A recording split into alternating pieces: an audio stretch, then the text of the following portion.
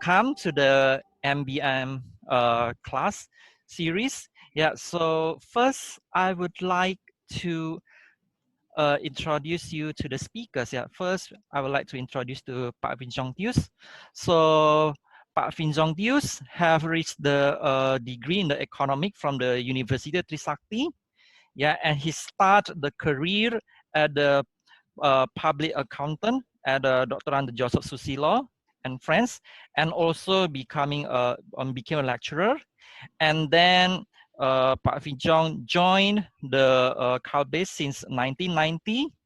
Yeah, and then now he is in the position of the commissioner president of PT Kalgen DNA, commissioner of PT Bifarma Adiluhung, PT Inolet Science International, the commissioner at PT Kalbio Global Medica, and also with Kalbe Genesin Biologics. And also, I would like to introduce you to Professor John Fong. Yeah, as Professor John Fong is also from a very renowned university in Singapore. Since I also come from there, Prof. Yeah, I also want to greet welcome to you too. Yeah, and Prof. John is a senior consultant at the World Bank and a professor at the I3L School of Business, and also teach MBM. Yeah, we are very, very honored to have Pak Vinjong Tius and Professor John Fong in our session. Yeah, so Pak Vinjong Tius, without further ado, I would like to invite you to conduct the session on the class with our audience.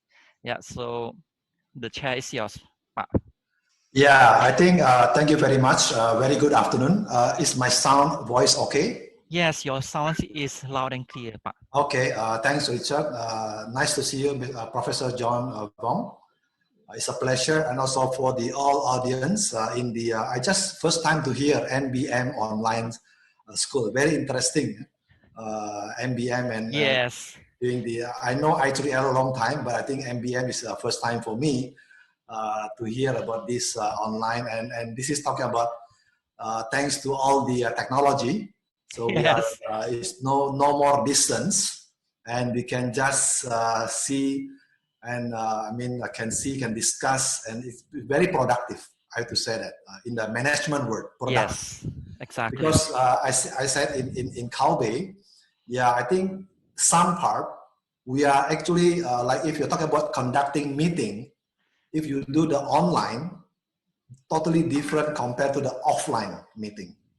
Yes. In one day, if you do the offline meeting in Jakarta, in several location, usually the best you can get is 3 location or 4 location in one day. But in this time, again, because sometimes it's because of the pandemic COVID, some is unfortunate situation because it's a pandemic. But I think we also learned very much about the online, where I think within a day, just yesterday and today, I break my record that I have 8 meetings in one day. Wow! So it means that you can say that previously only 3 to 4, now I have 8. 7, 8 is actually doubling, yeah? Doubling the effectiveness, doubling the objective, I mean the productivity. So this is the way that, I think if you're talking about how to learn fast, how to learn the change, how you adapt everything to the change, if you do it immediately and you can see the result. Yes. So no more waiting. Yeah, waiting is gone. Yeah, waiting is gone now. Yes, and especially in our current situation where we face, Jakarta's traffic jam as our daily activities. Yes. Now, since we have online meeting, we do not have that problem anymore. We cut all of the traveling time, exactly. And convert it to become a meeting time, the more productive one. I totally agree with Pak Vijong about this. Exactly. So I only have 2 slides, if I may share. Only 2 slides that just can have we can roll out about a discussion. Because this is what we see, what we face, what we try to resolve in our organizations. Just let me see these 2 slides for you. May I share it? Yes, please go ahead. And I would like to request Yes. Ah, okay. You can see it now? Yes, we can see it. Yeah, this is my first slide. Let me do it a slideshow.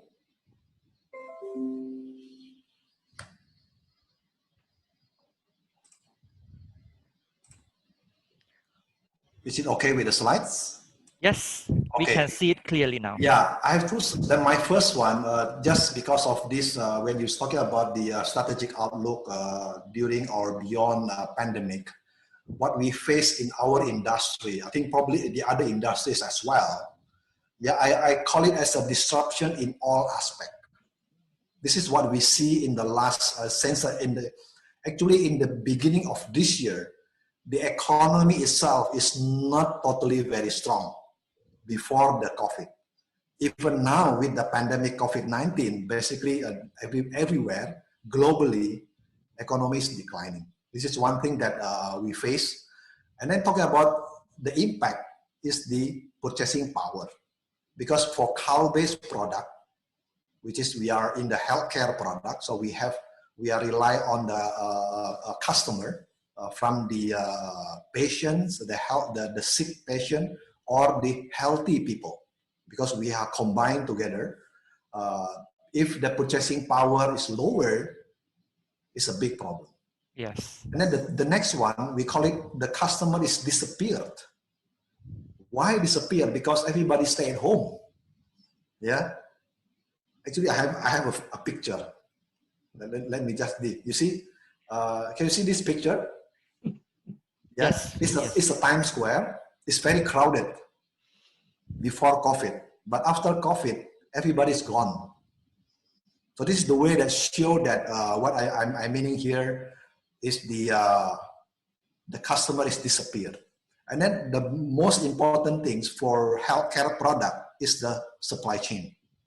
Because as we know that in Indonesia, I think most of the, not only healthcare industry, a lot of industry are still depend on the imported raw material. This is big issue because most of the importers from other country are locked down at the time. You can imagine in March and April, China locked down, India locked down, a lot of European countries, US, Latin America, most of the global is locked down at that time. So we are very worried at that time. So we are very, almost every day we are looking for this supply chain issue. Even at the time in April, we sent one plane sent to China and one plane sent to India to pick up the goods. This is the way that how the risk is so high because of the dependency on the imported raw material. This is what we say is a disruption, a big disruption, including the digital infrastructure. Of course, the big city, we didn't feel it. But if you go to the rural area, the connectivity is quite low and sometimes it's unstable. And then, of course, last but not least is the financial risk. You see that if you are heavy in the imported raw material, basically you are depends on the exchange rate. You're exposed to the fluctuation. And then with the weakening rupiah, actually it's become a big problem for the cost structures and the bottom line of the business. So this is the way that we see, we call it disruption in all aspects. And when you talk about disruption haze, this is it's difficult to see. I think most of the audience or all of us have seen this situation or probably have used this, this condition, and some is already not a new one, but I think some is become more and more. So I talk about when you talk about stay at home, I think all the e-commerce, mobile device, including telemedicine, especially in our healthcare business. Previously, it's very difficult to promote people or patients to connect the doctor through application. But now, because of the pandemic COVID-19, the activity is more than double.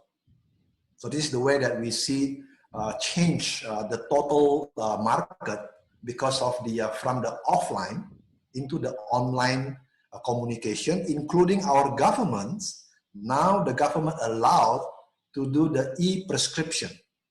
Previously it's allowed, not allowed, it's prohibited. But now it's already allowed because of the people still need the medicine, and then we can deliver the medicine to their house. So this is the one of the new change, the telemedicines, and I believe this is will be continue. Not just because of the COVID and then it's gone, but it's become a new culture, a new behavior, a new, new behavior for our customer, especially the younger generation. This is the way that we see and we believe that. So the company will more and more capitalize and leverage these telemedicines, including more longer term is people talking about industry 4.0. Yeah, in our case is healthcare 4.0. Because especially for Indonesia market with the archipelago, so many islands, I think remote consultation with the specialists and the GP in the remote area is very important and will help a lot of people in the remote area. So we are continuously expanding our capabilities in servicing our patient or the family, not only in the big city, but also in the rural area, and including the physical delivery as well. As well as if you talk about the right-hand side, like now, virtual meeting, webinar, is become necessary. I just give you one example, especially talking about marketing. Marketing people, originally, their behavior is interact directly and physically with people, with customer. But because of this COVID-19, now they have to choose the virtual meeting, sometimes using the WhatsApp, sometimes using the video call, and they feel that it's not reducing their effectivity, but they still have a very productive communication. For example, like in the last 2 months, every month we have a marketing webinar, more than 300 webinar a month. So it's never happened during the normal time. Normal time, if you can have 10 webinar in a month, you are lucky. But now you have more than 300. So this is the way that it's a big change in terms of the marketing strategy. And it shows that doctors, hospital, patients, and family, they enjoy. Yeah, of course, in some criteria, of course, you still need the physical examination, of course. For example, like chemotherapy for patient cancer. They still need the chemotherapy, they still need to go to the hospital. But for example, like that, for the eye care, they can use the camera video for the eye examination. For the skin, yeah, they can do the picture, So a lot of things that can do through the virtual, even like work from home, everything. So I think a lot of things that is changed now. So if you have said that because of the new normal or the new practices, just to overcome all this disruption, I think everybody has to change. Hopefully, this is just an example that if you want to see that we are talking about omni-channel, yeah, it's already ready now. So we say that we already started this ecosystem, this omni-channel since 4 years ago. So now we can say, oh, we are lucky because we have started 4 years ago. So not starting from now. So we are ready for the change. So everybody can do like home delivery. So if the audience you want to order the Kalbe's product, you can do now, and then you can directly go to your house in the next in the big city is a 1 hour, 2 hours. Or for the other line is next day services. So this is the way that business is changed now. Customers is changed, and then the way of the doing the business is also we have to goes to the people says digital transformation, and then we can elaborate more if you want to understand about why is the digital transformation. And all these things is already done. Build ecosystem and collaborative innovation and vaccine. I think you have seen that You can follow from the news how we come for the vaccine for the COVID-19, collaborate with the Minister of Research and Technology, together with other the Indonesian FDA and also Minister of Health, and also the international collaborations with the Korean institution is now conducted. Hopefully by next year, mid of next year, we have the Kalbe vaccine for the people. So I think this is the just information. I think I have some information here, building the innovation culture, because if you want to know that Kalbe is an innovative company, so if you make you survive, if you ask me about what is the key success factor, is innovation. And innovation differently, now innovation into digital. Innovation not only talking about products, but talking about process, and talking about the business platform now, or the business model now. So I think hopefully this short presentation can have the, adding more knowledge or sharing for the people. Thank you very much, Richard. Yeah, thank you so much, Pak Fijong. Actually, you know, that yes, short but sweet presentation is actually giving us a lot of insight on how we should face, we should know how to face all of these disruptive components during the pandemics, Pak. Yeah, because we have faced a lot of these economic uncertainties. Yeah, of course, we need to do something as fast as we can to sustain all of these, economic activities, Pak. So I would like to ask, Pak. So since this pandemic is happening, many things are not actually very relevant now already, Pak.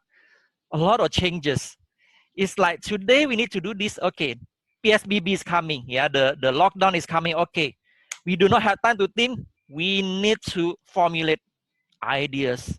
Yeah, we need to adapt to these changes situation, and we need to be extremely flexible.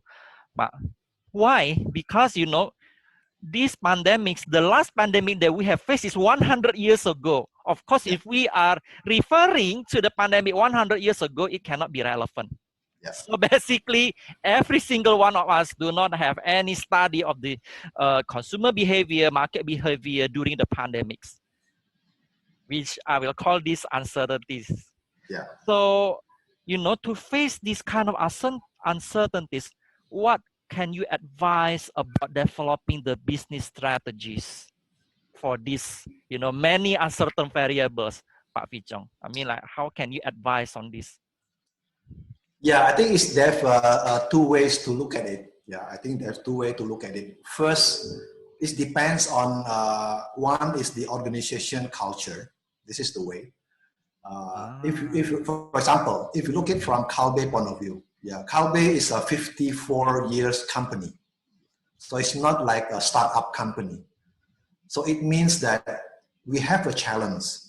Challenge means once you have a 54 years organization, quote unquote, a little bit slow. Yeah, slow means because they have an organization, a lot of the level. Yeah, so in bureaucracy, yeah, a lot of bureaucracy. This is the way that this is the challenge for the big organizations. Yeah, so it's not when you talk about flexible, agile. This is the big challenge. So what we do in our organization, because we understand that the current condition, so we always starting with the people mindset. So the first point is the people mindset. This is the way that, because the in Kalbe we have one of our values. Yeah, it's talking about trust is the glue of life. It's talking about people, how you build the trust, how you build the mindset. This is the first one, and of course, in correlation with the COVID-19, because the risk is the health risk. Talking about the health risk, not only for Kalbe but for everybody. So what we try to improve our mindset, how to be disciplined in protecting our healthcare, internally, externally, individually, or family. Yes, yes. This is the first point, because if we are not doing the first point, I think we will fail in the second point or the third point. because as an industry, we are lucky because healthcare industry is allowed to open during the pandemic situation, because medication is an essential needs. Yes. So and if you imagine, if we are operating in the distribution, physical distribution, goes to the hospital, goes to the pharmacy, drugstore, and so on, including the factory, with 100% operation, without the first point like health protocol, I think we'll definitely will fail. So this is the way that why we are in March, yeah, because March is the March 13 is the first time of the PSBB, yeah, PSBB started, and then at the time a lot of campaign just to make sure our people understand about this discipline. And then the next is follow. For example, like speed to learn about online. Speed. The second one is the speed to learn online. Actually, it's not, learn is not appropriate actually. Speed to practice online, because no time to learn anymore. Yeah, so we in Kalbe, we have started 4 years ago. So we are quite lucky in terms of the timing. So the people now is used to be, for example, like Click Doctor. Click Doctor is already in the 3 years ago. So it means that we are more prepared in terms of speed to practice online activities. So this is the way that one, you have the discipline mindset. The second one is the speed, and of course, the next one is talking about execution. So the management is play a big role to empower the people, to provide the facilities. For example, like work from home. You can imagine total Kalbe people is 17,000. And then most of the office staff work from home. And with the various of the condition in their house, sometimes it's not totally private. I mean, the private location or private physical room for them to do the work from home. So we have to provide a certain simple facilities, from the transportation, from the Wi-Fi facilities, notebook facilities, yeah. I think medication after vitamins, yeah, keep them healthy, yeah. So I think that's 1, 2, 3 point, the measure that you have to prepare immediately now, looking at this situation, just to we have to do just jump into the impact of the pandemic era. I think more or less is like that. Okay. Yeah, I mean, like when I looking at you know, the 3 factors that you mentioned, the people's mindset, the speed to learn, and execution, I think like I can totally relate with you, Pak. For the very first, like, you know, we had the PSBB, then okay, we have students, we have partners, okay. How are we going to deliver yet the same quality with the same learning outcome? Yeah, how can we switch from there? Of course, the people mindset, I noticed, like, you know, some people like, oh, okay, I am not good at this, I am technologically unsavvy, and etc. I think that when the people mindset is blocked, no matter how advanced, how available this technology, I think you will never run. I think that is the first step. I think the willingness to learn is one of the biggest things that every one of us need to learn, Pak. Then after that, then, you know, we learn how to deliver it online. As for example, for myself, okay, to deliver this course that I usually like to scribble on the whiteboard. Okay, now I need to switch paths. Now I need to learn online. Then I am rummaging through multiple apps. I'm learning how to use different applications. Yeah, so because why? Because, you know, this is a disruptive moment. And I think how people here, yeah, in the business, and if you want to go, you need to prepare all of these disruptive moments also. Yes, I think like Kalbe is already like you mentioned, like quite you know, experienced, and long time ago, already quite old. But I notice this may be a big challenge for startup, maybe Prof. John Fong, I would like to, ask for your advice and insight. Yeah, what kind of business analytics, yeah, a business component that we need to see? Yeah, let's say that the condition is being faced by startups. As you can see here, a lot of people have been,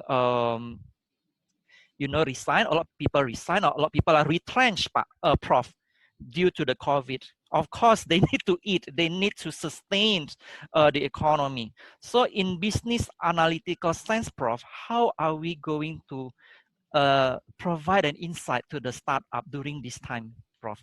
Maybe you can give us some advice, Prof. Thank you, Dr. Richard, for a wonderful question. Before I say anything, I want to say that I'm very honored and it's my pleasure to meet Mr. Vijong Tius because I heard a lot about you, sir. And therefore, it's my honor to meet you, not in person, even on virtual. All right. So I, as well, have learned a lot from Vijong tonight. So, okay, but regarding your question that you've answered, all the answers to the question is in my book. Okay. Oh. And this book was written in 2015. I didn't know that COVID-19 was coming. But in our scholarly research, we realized that the world is going to be fragmented and going to digital. So when we wrote this book, which is called Emerging Technologies for Emerging Markets, published by Springer, all right, published by Springer, one of the top publishers in the world. And what we say in here is about digital health. That means health without hospitals. No longer people will have the chance to go to hospital because of the fragmentation of society. So I didn't know about COVID-19 at the time when this book was published in 2015, but now it has come true. So health without hospitals. So what we did was we did experiments like digital diagnostics, whereby we had a mobile phone, we cough into it, and a group of us came out with the results, whether it's pneumonia, bronchitis, or normal. And our invention has gone up to Bill Gates Foundation, and we won an award from Bill Gates Foundation. Yeah. So there's one of them. Now we are experimenting with the breathing apparatus or small breathing device for children that are suffering from pneumonia. They can't tell you. Little babies can't tell you. And a lot of babies die because of that. So we have this apparatus, very small device, put onto the nose and listen to the breathing sounds. And this sound is recorded in the mobile phone and sent to the cloud. And the cloud will come back with the tracking monitor that tells you the baby is having difficulty in breathing so that you can take immediate care of it. So this was health without hospitals. In this book, we also wrote about education without schools. So everybody is going to go online. And the way we did it in our experiment, we put all the curriculum on a tablet or a mobile phone. It is embedded in here. And the children will study on their own time. They will study on their own time. And therefore, when they take the exam is already built in here. So they just take the exams. And if they pass, is good. If they don't pass, they try again. So we changed the method of not 3 hours will decide on your life. You have to keep on continuously learning to improve yourself as a person. So that is education without schools. Then we experimented with banking without banks, which already is coming because now you don't go to the banks anymore. In fact, you go to the ATM machines may have broken down or not enough cash in there. So again, you have a problem. So you now have to do with QR code. You got to go with GoPay, or you go with OVO Pay or Alibaba or something. All right, so banking without banks. The fourth one that we predicted in here is that of Government without budgets. Hmm. Government Okay. without budgets. Now, what Government does without that mean? budgets. That means the government don't have budgets to do anything. Therefore, they have to issue bonds. A lot of countries now issue bonds. US, whoever wins the election, will have to issue trillions of bonds to boost up the economy. Okay, but Vijong talk about a declining economy. This happens everywhere. And Indonesia, I read today, it is on a technical recession.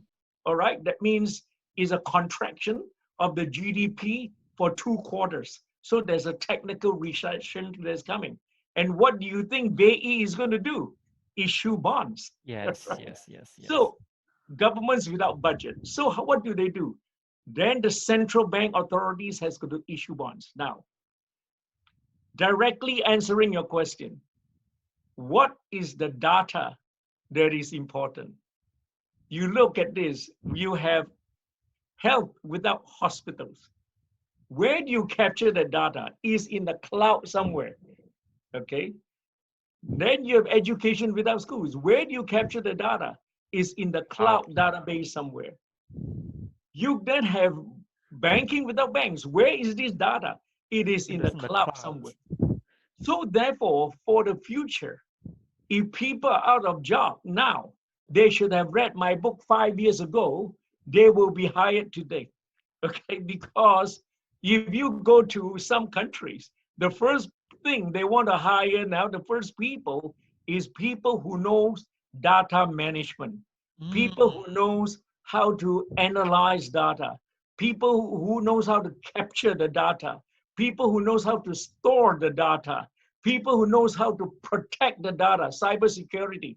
So these are new things, new occupations, new professions that is coming up. They should have read my book 5 years ago, but it's not too late. Go out there and just get a copy, e-copy. You Never will too late. Never too late, yeah, Prof. Never too late. Yeah. You see, but Vijong support my book. Yeah. Prof. Fong, we need a lot of the data scientists. Exactly. We You need a need lot a of data scientist now. You For can send me the example, application Pak for this Vijong has audience. talked about consumer behavior has changed. You need to find out who is buying your product. Where are they buying your product? How often they buy That your is product? important. You have these 3 sets of data, you'll be the top distributor. That Okay? is very interesting, Prof. Because sometimes, when I hear how you, explain things, usually, like for example, like for life scientists, because now we are, because everyone, most of the audience, including myself, is a life scientist. Sometimes we are focused too much about the science of the product, the innovations in the life science technology or a new knowledge, but we really never thought about this disruptive implementation. Yeah, for example, this marketing behavior, and the consumer, we really do not probably, in fact, we never thought about this. Absolutely. When I first launched this book in Tokyo, all the professors in Japan laugh at me. They say you're talking about something very basic. I mean, about the distribution of medicine and digital health. This is very basic. But right now they're calling me. They say, "Where's the book?" If you where's the book? Now they want to buy the book. Yes, because Prof. at the time when I talked about it, they thought I was crazy. Actually now, Prof, yeah, when you're talking about this, now I am reflecting, oh yes, how many times I am opening those online applications that exactly what you are talking about. I am spending my money even for the health, for my health care, the supplement and etc. Now, I think what you say makes sense. Of course, yeah. Yeah, and then for that, like what Pak Fizong mentioned, like, so to run this new concept, we need to have a change of people mindsets, Pak. Both the companies and the consumer. I think like we need to step out of our comfort zone to enter this, what you call this emerging technologies, emerging disruptive technologies, which we call digital. I think like you like it or not, everyone, whether there's old companies or startup, we need to start this already. Yeah. I remember that one thing about this, talking about the strategy, Richard, if I may add one more. Yes, Mark, please. I remember that I think 2 years ago, 2 years ago, when we discussed about the sustainability, I think let me go back earlier, like 5 years ago. 5 years ago, I mean the main strategy is talking about growth, and then after that we add our strategy intent with the sustainability. And just 2 years ago, we specially add into our strategy intent is how to move into the digital space, digital transformation. So again, we are quite lucky. We have 2 years ago already incorporated in our strategy intent, so we can deploy into our business step by step, including like Prof. Bong say about the data. So now we are now leveraging our internal data, because I think the first step is a integration of the data, but now we are leveraging the database, and then after that we are, of course, ultimately is go to the artificial intelligence. And then I totally agree about the diagnostic, about the Prof. Fong mentioned.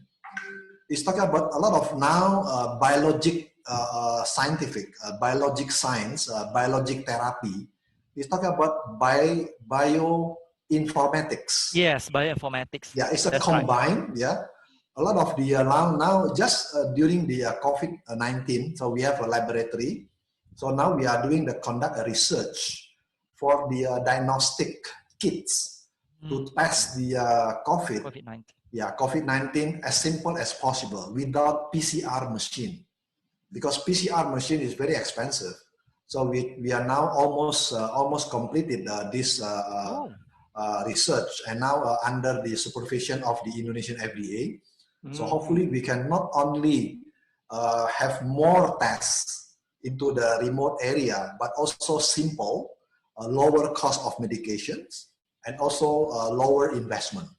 So hopefully by before the year end, we can distribute to the all laboratory and also the puskesmas in the small hospital that can conduct the test as simple as that, and use just like a physical eyes, just do that technology of diagnostic without a PCR machine.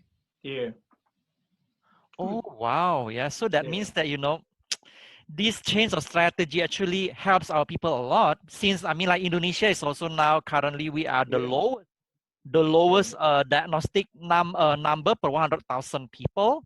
Then we as Indonesian also need to think, like, in a disruptive technology, how are we going to implement this? We cannot just follow like US or other developed countries, since maybe they are economically better, or their demography is not like Indonesia. Indonesia is separated by archipelagos, so to reach remote areas may not be as simple as what the other countries are doing.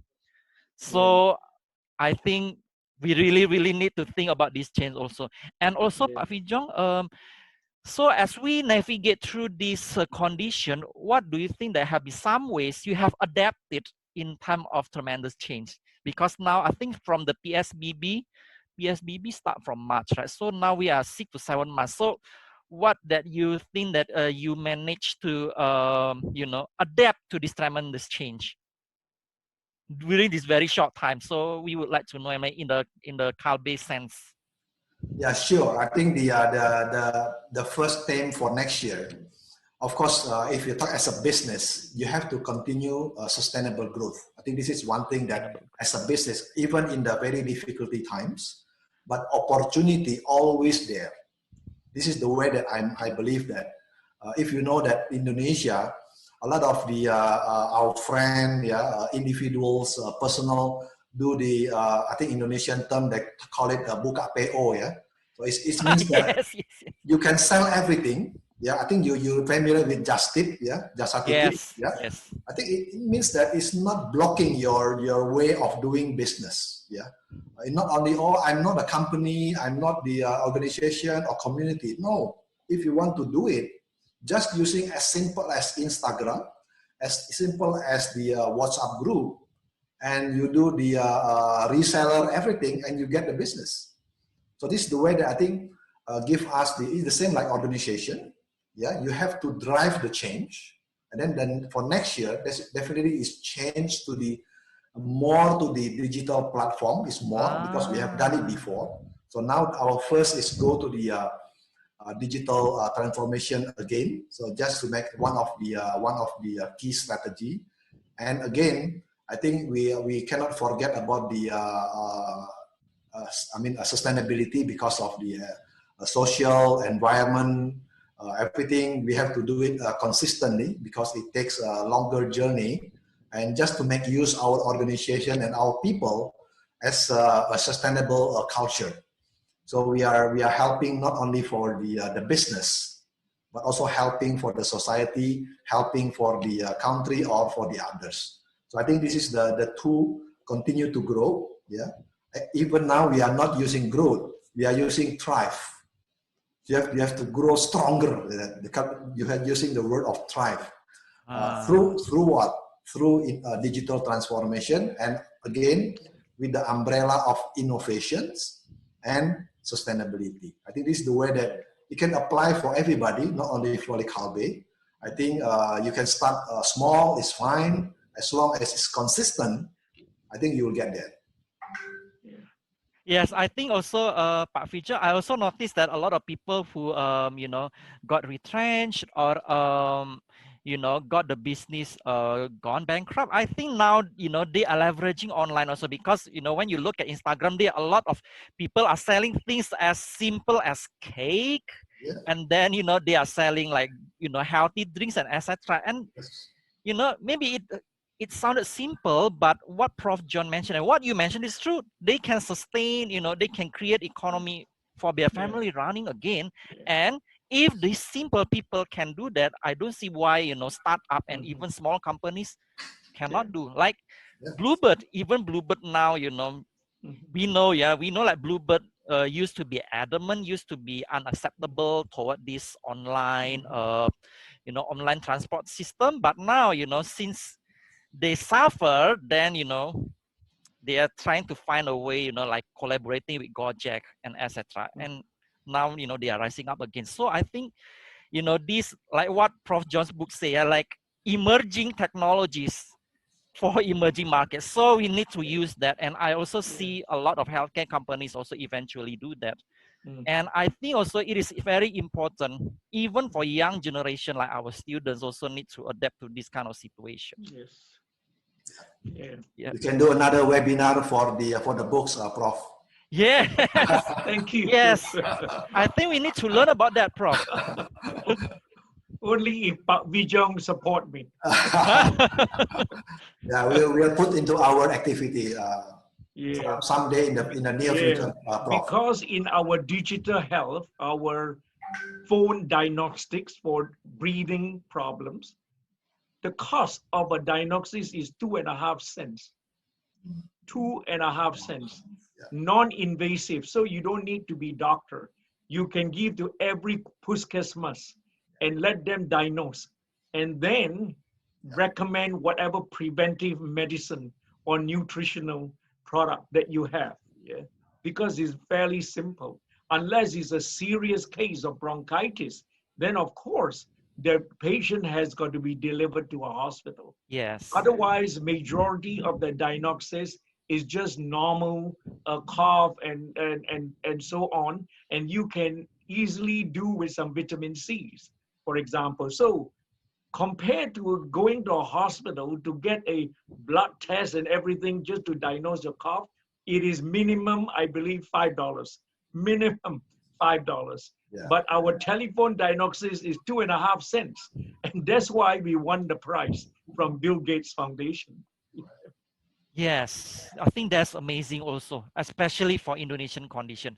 And exactly. And the most important is that how many people do you think we discovered this experiment or invented this? It is no more than 4 persons. We didn't have 40 people. No, we were not rich enough. We are just poor scholars. Okay? We are poor professors. With 4 people, we can come up with a device like that. And we are happy to share it with anybody because I'm not a medical doctor. I got no reason to keep it.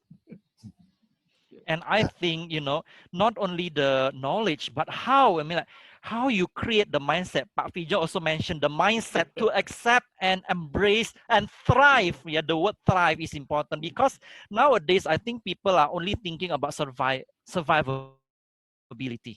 Okay, I survive, I can eat, I am satisfied. Okay, I am done. Yeah, but I think the word thrive is very important about how we are converting these unfortunate pandemic events to become opportunity.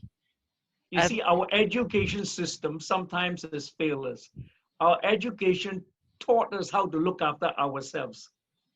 And therefore, we always be very selfish looking ourselves.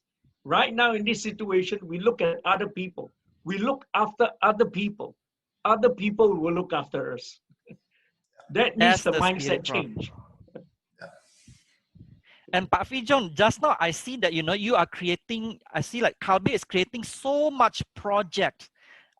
Even during this COVID, a lot of people say, "Oh, the company has gone bankrupt here, or maybe they have lost. They have lost the the value is dropping, etc." But what I see Kalbe's profile, I think is the other way around. I think it's even more projects.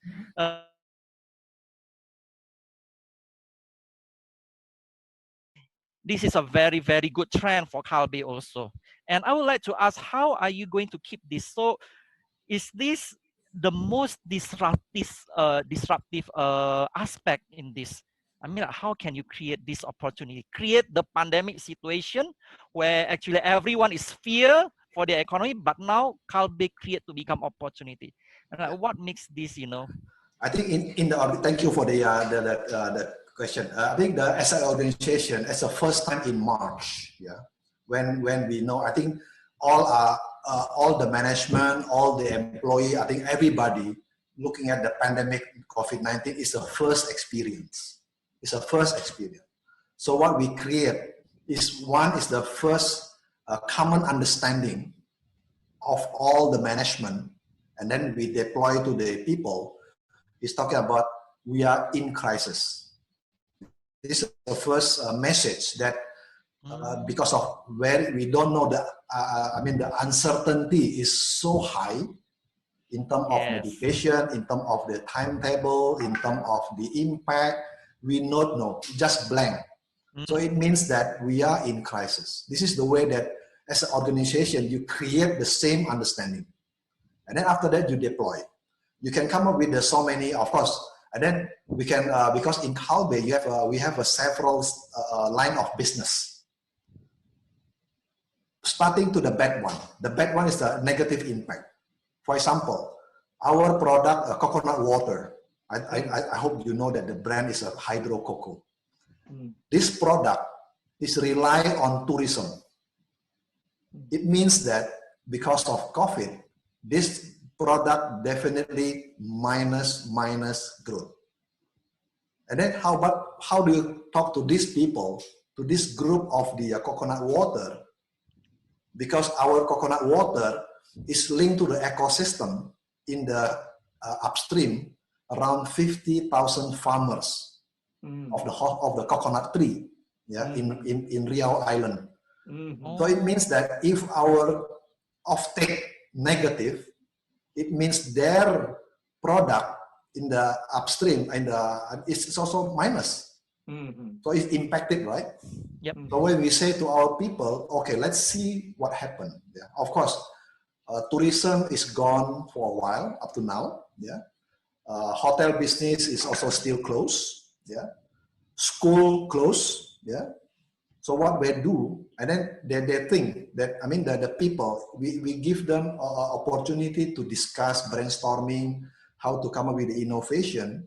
And then they come up with ideas about, okay, previously they go to the B2C.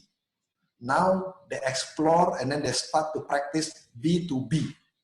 You see, B2B. Oh, okay. So B2B means they never sell the products into industry, I mean the companies. Or even not only B2B, they create a joint recipe for the bakery, for the cafe, for the restaurants to use the coconut water. So it means that it's a new ideas immediately without training, just say, hey, we have a value of innovation is a key of our success. But how do you do that? And then they do a small team of discussion and immediately to come to the B2B. And then now they're happy. It means that they're still minus growth, but much less minus. If the other product minus double digit, like 15% minus or 20% minus, this hydro cocoa minus 2%. So you can see the comparison. If you can encourage the team that give them the opportunity to go to the change the strategy, and then they can do something and it turned out to be very positive. This is the story of the coconut water. Okay. And the other one, talking about vaccine. Vaccine is a good story, yeah. Why? Because the diagnostic people, the laboratory, the line of business for the labs, all the vaccine, laboratory for the PCR, we have the PCR before. But not for the COVID, but for the other laboratory testing. And because of we already have the facility, we can say to people, hey, this is the time for you to doubling your service, doubling the service. Because the country, all the hospital, they need a lot of sample every day. So, and then they think how to create the way of to increasing the number of sample to be tested within the existing capacity of the PCR. You know what they think? They come up with they call it joint sample. They come up with the ideas of the collaboration, a pooling sample, pooling sample. So from the capacity of 300 sample a day, a day, 300 sample a day, become 600 sample a day. This is the way of give them an opportunity to think. And then we support, as a management, we support. Of course, we manage the risk, the risk in terms of quality, the risk in terms of the outcomes. But I think this is the way of the different line of business, different situation. But overall, what you mentioned about a lot of activity, that's true. Because they are continuously, if you look at from webinar, as I mentioned to you, 350 webinar every month. You can imagine how many doctors we invite, and every webinar is always more than 500 participants. Always, sometimes 1,000, sometimes 5,000. Even we have to outsource the license of Zoom, because our Zoom is only 1,000. So we have to outsource all the capacity of the license, because we are not want to be against the influence with the license of Zoom. So I think this is the way of during this situation, I think because the foundation of the organization is starting with the mindset of the people. And then they always we as a management, we empower the people to do, to change. They are not allowed to make, they are not worried about mistake. But they always try. And then we provide the guideline in terms of, because risk and control is always there, because it talk about healthcare. Risk is always number one, quality is number one. So we always provide the foundation of the risk and control, and they already like embedded into their activities. So hopefully answering your questions. I think that really, there's so many angles. Yes, I think like it is important for the audiences, students, and the participants, including myself, to know this. So that in the future, where we face similar or different endeavors, uncertainties, now we know what to do. Okay, where we start? What kind of mindset that we need to set, and how we can counter this, what you call it, a negative, how to minimize the negative impact, and how to create opportunity. Maybe Prof. John, you want to add something, because I know that you are very experienced in this as well. Maybe you have some other angle that you can I advise. I have some innovations that follows Vijay's coconut water, right? But I deal with potatoes. Oh, So for some time, the farmers have difficulty selling their potatoes at a higher price because the middlemen buy very low price on them, but the middlemen sell at very high price. Okay. So they were asking me, what shall we do about this low price we get? Yeah. So I say, and I told them, why don't you give me all your potatoes? I will only buy it at the 10% or what I call 10% or 20%, depending on the quality, lower than the middleman. So in other words, I will buy them at the higher price for the farmers, okay? And then what I did was previously they sent to the local consumption, but then I took it for export purposes, B2B, right? Once you do B2B, it becomes higher price. Right. And if you value add on it, like you make it into a French fry kind of shape, but you don't fry it, but you make it into that shape, you can export in tons of them. it's just like what we found in supermarket, Prof. Exactly. Actually, the price, in the end, the price is more expensive. They just add a little bit of seasoning, a little bit here and there, but not the economic value. We told the farmers, so we told the farmers, if you are selling domestic, of course, your price is very low. Yeah. But if you think of some value adding, and then you export it, and we will find a market for you. You'll find the markets like idea. India or China, whatever. Those markets, they order in tons. You cannot, and they order in tons of per day. It is not about per month. So it is an unsatisfiable demand they're having. So all we need is a little bit of creative thinking, or in the words of Mr. Vijay, is about innovation. You got to innovate. You need to force yourself into a position where you say, I need to think of a new way to do business. Right. Then you can create something. Yeah. So wow. These kind of ideas can be for any young startup. You don't need to be a big company to start ideas. Thinking is free of charge. Yeah. Right. So that, I mean, like the underlying key that I can get from your conversation is the added, how we are adding the value so that we can justify the increased economical value, right, Prof? When you're mentioning the French fry, yes, when I think again, rather than buying the chunk of potatoes, I will buy, those who are already in the French fry form, although it's more expensive, but I think it's more practical. I buy it, although it's more expensive. And in the end, the seller will get the increased economic values. Same thing like hydrococoa, when maybe they make it into like, bakeries. So, it turns into something more valuable now already. Yes. Yeah, they already have some coffee in Jakarta. I cannot mention the name, but I think I know that there's some popular cafe already using the recipe from our coconut water. Okay. Coconut coffee, isn't it, Pak? Coconut coffee, right? I think they have some of the coconut coffee and also the red ginger coffee. So from our products, so we have, because again, Prof Fong, I think the next step for Kalbe is building the ecosystem. So we are not our own. When Richard mentioned about the creating value for the economy. So the economy not only for Kalbe, but all the ecosystem within Kalbe and the some part of like a circular economy. Yes. So we build the like our red ginger. Red ginger we build the working together with from the seed. Yeah. So it's a technology. It's a culture culturing seed with the quality. Working with the laboratory and then working with the farmers, more than 10,000 farmer now.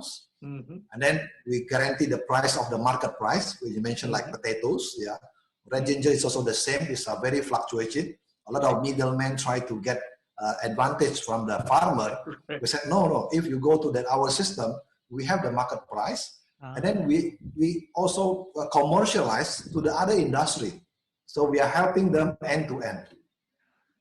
It's already happening now, and our target for the next 2-3 years is not 10,000, but I think probably talking about like 100,000 farmers. Yeah, very good. But Vijong, if you Yes. want, I need to talk to you on how to make the circular flow without money. And make the Okay. money run into the So- correct people, yeah, Pak. Yeah, so what I've already got a model that works the circular flow without money. We still have a challenge in the waste side, in the end side. Yes. Because when you talk about the sustainable activity, when you talk about the waste of the packaging, the waste of the plastic and so on, Yes, I think it's still a big issue in terms of this managing the waste. Of course, we work with some of the third party like Tetra Pak. They do the reuse, recycle, everything, but I think it's still very, very small. Okay. We can talk later. Sure. How to have the circular flow without cash, without money. Very Wow, interesting. this is getting more interesting, isn't it, Prof? Yeah, actually, you know, I mean, like this kind of forum is very important for us. Yeah, so that we are able to, you know, leverage and think about how we deal with the economy, but at the same time, we give benefit to everyone indiscriminately. I think this is important so that we can run the economy again. So in the future, whatever the condition, no matter how disruptive it is, we will have a system that can counter it, no matter how it costs. I really like this kind of concept as well. And I, as a pure scientist, I think I have a light years to learn from both of you. I have light years. I'm still a juvenile. I am like, this management, the biomanagement concept is actually very critical for me because when you are mentioning this, oh yes, why I never thought of this before? ESG is a science. Yes. Environment, social governance is science. So you also can participate directly to the environment issue. I will love to. You see, Pak Bijong used a very important sentence just now. He talks about pool sampling. Unless you come to the data analytics class at I3L, you would not know what is pool sampling. So for those who have not heard of what is sampling, please come to I3L and come to our business analytics class. I also kind of know about the pool sampling because I do it. So rather than, we can take, in some technique, we can do a representative sampling that can identify larger amount at one go. So there are this technique that I think, we need to learn together. And, upon this discussion. We do the practicing in our labs now. Because previously it's an individual testing. Individual, one tray probably only 90 sample, but now with the 90 you can combine with so many. So I think because the chances of the positive COVID is now around previously it's like 5-6%, but now it's increased to 14%. So I think the way of the pooling is still works compared to the individual testing. Yes, individual for the capacity as low as our country, pooling is very helpful. So we can screen in a larger amount without a significant reduction to the quality and detection level. That means that based on this conversation, I think in one way or the other we can see some changes in consumer behavior. Pak Bijong, maybe is this the result of next normal? If you look at the consumer behavior, if we have the change of behavior, I am sure the consumer also have change of behavior. Yeah, I think the first point is talking about the consumer will say that more aware about the healthcare situation. I think this is the definitely will, because in the last probably like 6 months, 7 months, the campaign of the being healthy is continuously from everybody, any party, governments, private sector, everything. So I think the one thing our consumer will be very more concerned about the health awareness, like wearing masks, for example.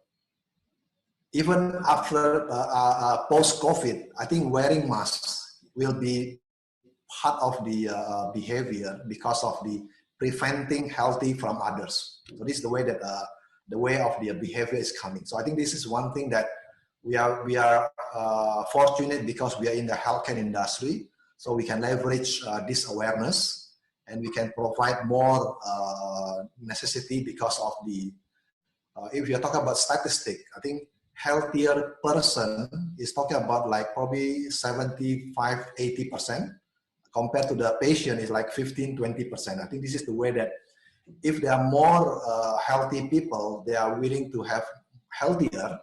I think this is the opportunity for the healthcare business. So this is the way that the way of the mindset of the customer. And then talking about the channel, of course, because of the channel now people are very flexible, very convenient. They want to have a speed. That's why one of my friend joked to me that I'm asking, where is your kitchen? He said, oh, my kitchen is my bedroom. He said, so because in his bedroom, he just using the mobile, and then suddenly after 30 minutes, the food is come. So this is the way that you can see how flexible, how convenient the consumer doing their transaction. Just in the fingerprints. This is the way that we see that if we can control the consumer finger using the mobile phone, and then you can win the competition. Oh, anything. yes. Services, information, products. You can do the omni-channel. You can join all marketplaces like Tokopedia, Bukalapak. You can join everything, and it's almost it's very easy. Yeah. You have a payment gateway now. It's not difficult. Yeah, not like 2-3 years ago, but now everything is in a very low cost. So I think this is the way that because of this, not only because of the staying at home, of course, yeah, staying at home, yes, but I think now people are become very convenient in doing the online transaction. And then after that, as an organization, of course, you have to build your infrastructures, yeah, your network. Now, I think winning the competition, you cannot do it alone, but you have to do a collaboration. Even collaboration with your competitor. Yeah. You can imagine our last announcement, I think back to 1st of October, if you see our news about the remdesivir. Remdesivir is an example of, we call it co-opetition. Co-opetition. Actually, yeah, co-opetition, because Hetero and Amarox is because Hetero, an Indian company, they have the product, which is remdesivir, which is need for Indonesian, the COVID patient, and then they need the distribution network. And we have the distribution network in all Indonesian places. So now they said, okay, can we do it together? So instead of competing product, we do the co-opetition, we do the collaboration, and it's done. And everybody happy. And we are out of stock. This is the way that I think collaboration is not only with the other, complement industry, but including within the competition itself is done. We have so many examples. We work with AstraZeneca. So we compete with AstraZeneca's product in oncology, but we work together in the diabetes. So you can see that two organizations, but one is a competitor, but one is a collaboration. It's done, and it's a win-win. So it's a real example that, again, mindset of the management.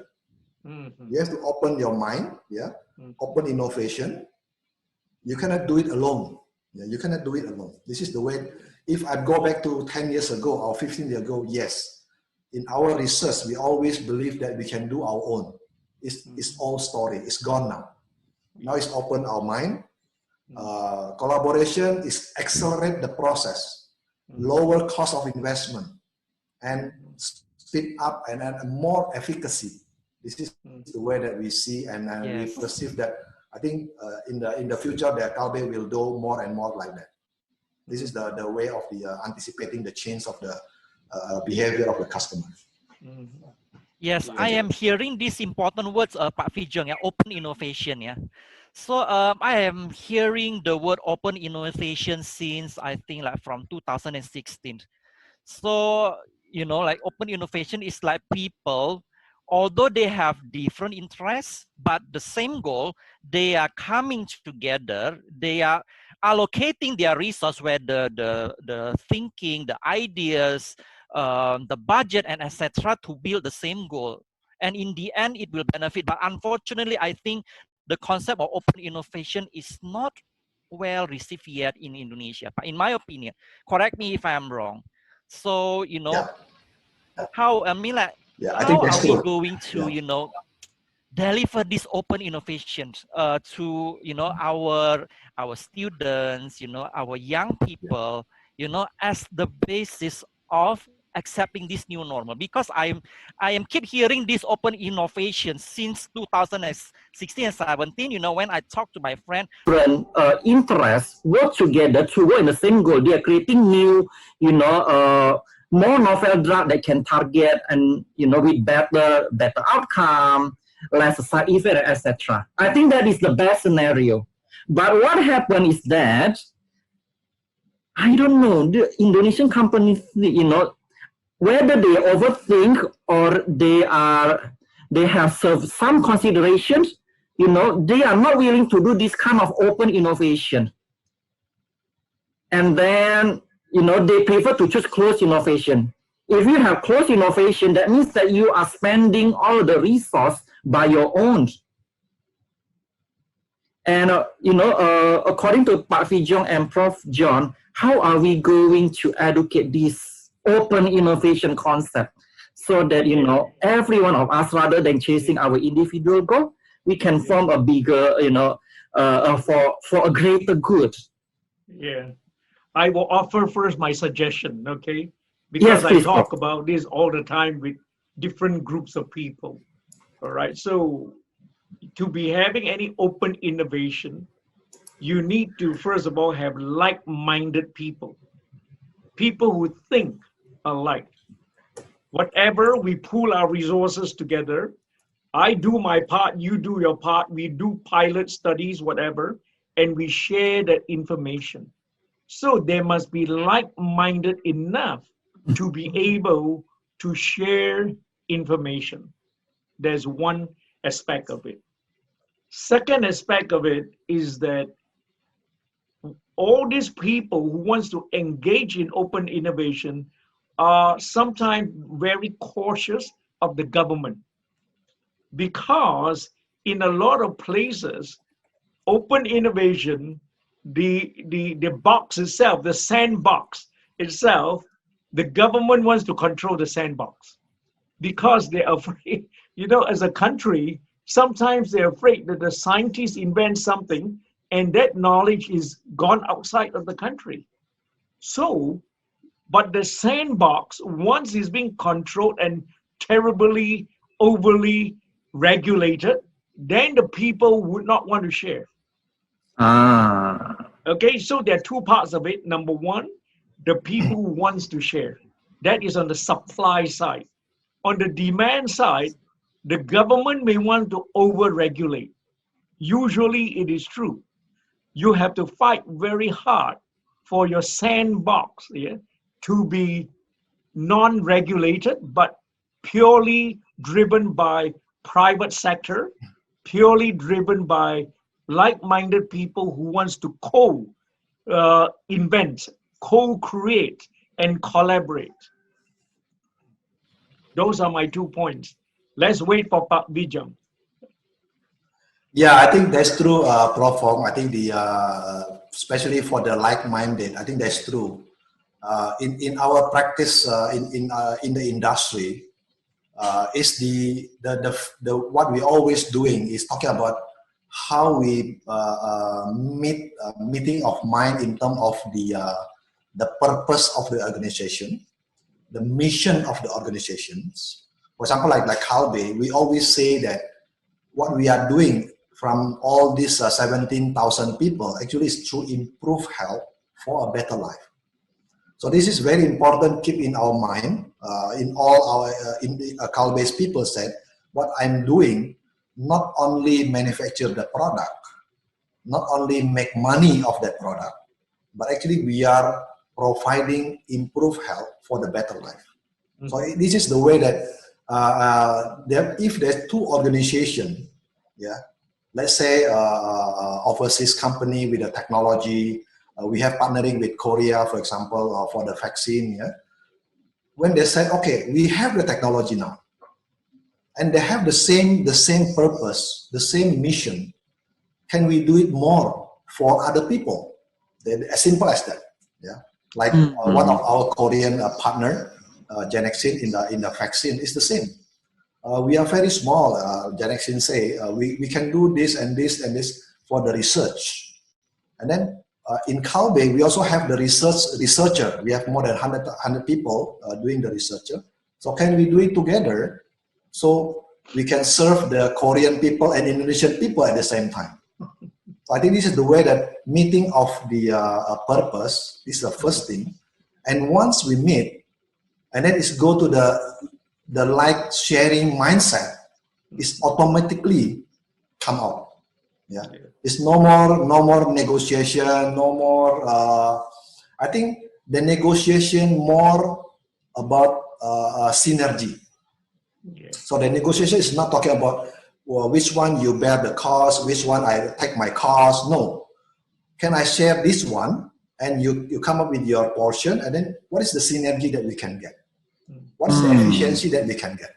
So the topic of the discussion is not only resource allocation, but talking about synergy, impact. Yeah.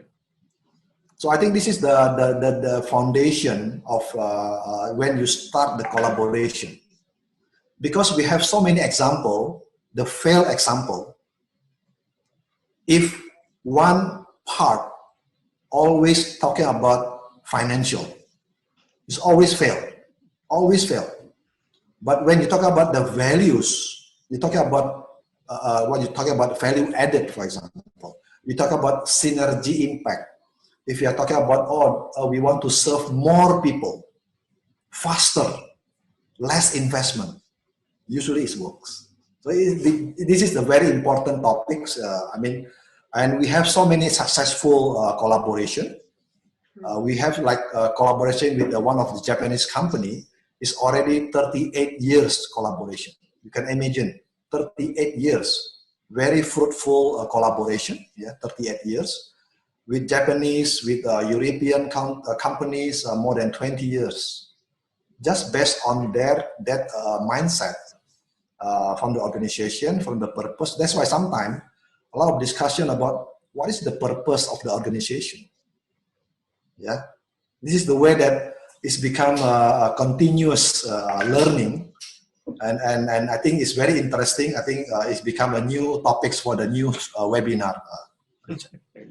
Yes, I mean, like indeed, if I'm not mistaken, the Japanese company is Morinaga, right, Pa? Yeah, Morinaga. Yes, yeah, because they are, I think, like, if I'm not mistaken, their probiotics is among the best. I think that when you combine it, you are forming a combined ideas, which is even, make it more fruitful, and you can create an even better product, because you are, rather than you are conflicting each other, you are amalgamating ideas. I think this is the beauty of open innovation that a lot of people do not realize. I mean, even big companies, when they start in front of you, you are talking about open innovation, like, hey, hang on.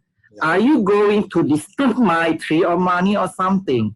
They're becoming suspicious first. Yeah.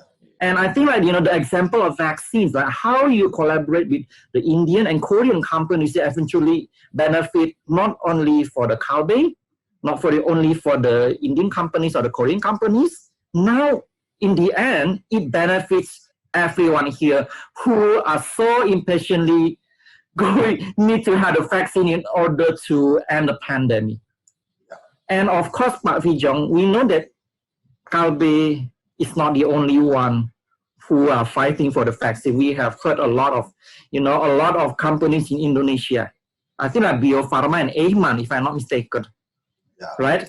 Now, since now, you are mentioning about this change of the consumer behavior, yeah, and this, the race of this vaccine are, are getting more and more, yeah. Now, how you ensure your team, yeah, in this vaccine, vaccine race, how can you keep your team ahead of the game? But at the same time, we are having this open innovation. Yeah, sometimes you need to be attached but yet detached, this kind of proverb. So, as this vaccine rates are rising up now, it's getting hotter and hotter now. How Kalbe and, with the Korean company and the Indian companies, stay ahead of the game compared to the others? I think it's important for us to, to learn also.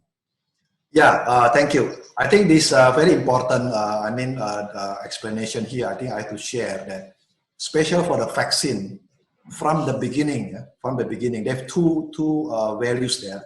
One, actually, we don't have the strategy for vaccine before, because we know that the state-owned company, Biofarma, they have very strong vaccine portfolio.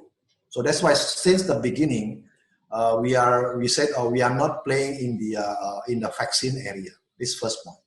But because of the again, we want to provide our health service to all people, and we have the facility, we have the factory, we have the labs.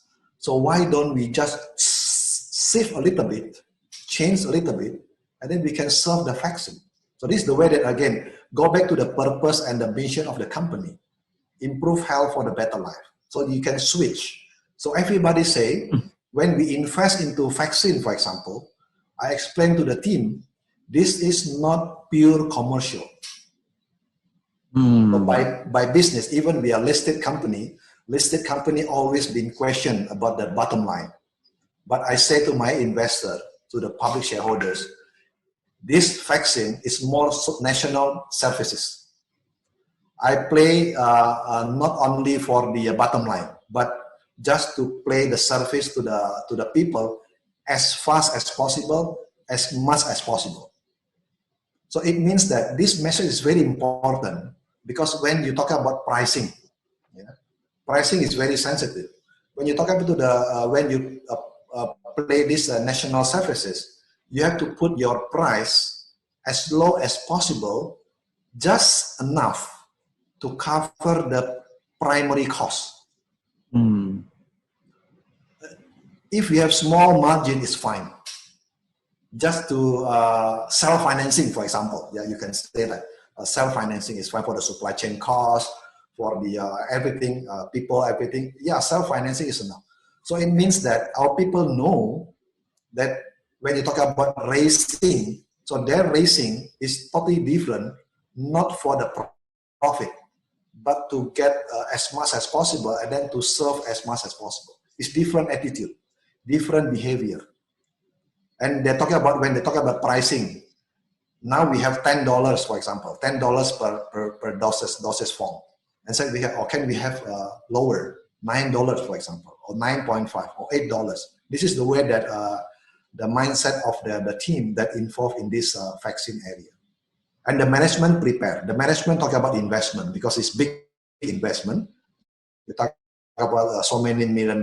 So I think the commitment for that, I think we have to be prepared. Yeah. And then all, including the supporting to the government as well, because we know that it's not Kalbe's initiative, but actually it's a consortium together with the governments to provide better health for the people, and as soon as possible. So this is the way that different deal something with the different purpose and different mission.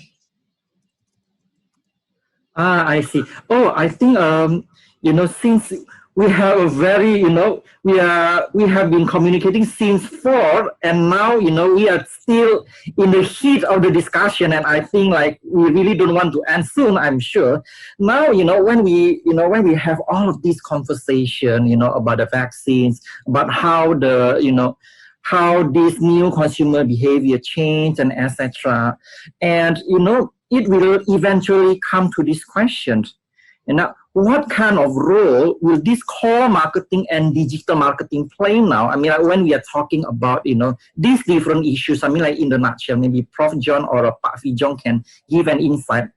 I think that we have been hearing so many examples. In fact, Pak Vijong on his first slide, he talks about e-commerce and he hit the spot already. It is going to now, as I said, you have shopping without supermarkets. You have shopping without supermalls, all right? So that is happening already. So everything will be driven around what I call the e-commerce markets. And it will be entire supply chain. In time to come, you don't have the shop selling it. It may come from the factory itself. Yes, so, and I think, Prof, we no longer need the middleman anymore. You don't need. You have. We don't need the middleman anymore. Exactly. You have cut out the middle section of it. So you find the shopping malls and the shop outlets. They may be the first to go. They're in trouble now. You'll be ordering directly from the factory outlets. That's what is going to happen. And even the payments is going to be easy. Everything is going to be very streamlined in the terms of e-commerce. And I foresee there will be many players coming up. In Indonesia, you may have your own system, and you have Alibaba, which is in China, and India may have different countries now will come up with different things. I do not foresee one digital company trying to control the entire supply chain for all products. Is impossible. I will see each of those will be located into their own localities. As I say, fragmentation is the word. So if you have students who wants to do startup, let's start up in Nusa Tenggara. Okay, that is a separate area. I went there maybe about beginning of this year, and even some of the cell phones, because of the broadband, the bandwidth is not enough, so it doesn't work in there. So I realized even is an Indonesian island inside Indonesia, but they don't share the same telecom network, right? Some of the telecom network doesn't work there. Okay, so this fragmentation has enough of capacity, have enough of space for startup companies to build their own e-commerce. Well, that is very relieving to hear, because when you are mentioning about like a fresh graduates, usually what comes to their mind, okay, what should I work as, what is the salary, and etc. Very few people even dare to touch the startup, because when you're mentioning startups, you're building a new companies, they keep thinking this difficulty, okay, where should I borrow, where should I get the money, and etc. and what kind of business model, business portfolio. And I think, by judging on how exactly like Pak Fijong says, everyone will control, this, their finger on the social media. They know how to control. I just want the to share consumer one already. interesting story with you. Sure. Many Sure, Prof. people take selfies. They look at the picture and they take their selfie. So we collected all these pictures, put it in the database, and we try to analyze from the face who is having problem, who is having health problem, from the facial analysis. And